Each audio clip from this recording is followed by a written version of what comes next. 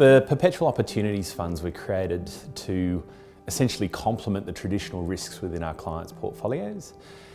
We were increasingly conscious of the fact that our clients were exposed to equity risk and bond risk, and I mean they're completely valid exposures to have in a portfolio, but when we're trying to build a more risk-aware, resilient portfolio, we try to get diversifying characteristic, and that's why the Opportunities Funds were created. The best thing about the fund is it's a real diversifier for client portfolios. It's really income focused. It wants to get distribution out of its investments. It's no different to, say, getting a dividend or a coupon from a bond or an equity investment. The main difference is the underlying investments by which it does that. It's through mainly private market investments, private debt investments. These investments tend not to move in line with public markets.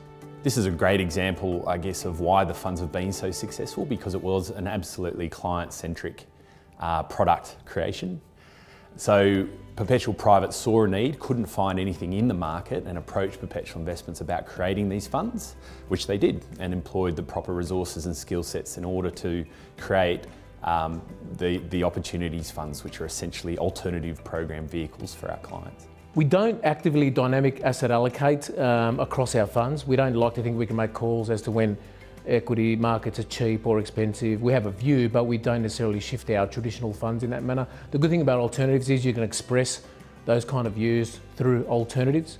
The way you assess the manager universe, the way you build a pipeline and the areas you focus on. You really are looking for areas that are, where there's dislocation or markets are cheap, or there's a supply-demand imbalance of capital. That's the real exciting part about these funds. It really is. It allows you to go places where other funds traditionally won't go.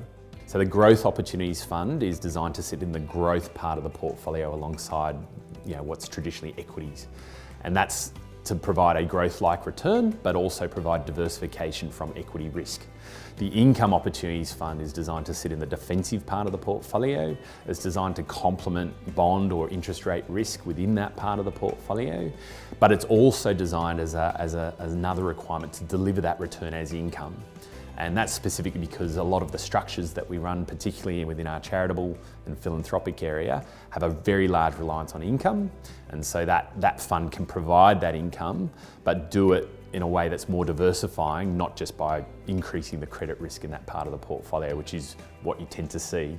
So what we try to do is actually create an income fund that will provide more diversification as opposed to just increasing risk. Well, I think the more volatility you'll see in traditional markets, we've had a good run for the last few years. I think there's more volatility coming. Early signs are that it's here. I think people will get more comfortable with alternatives again once they realise that equity markets and fixed income markets don't just go up.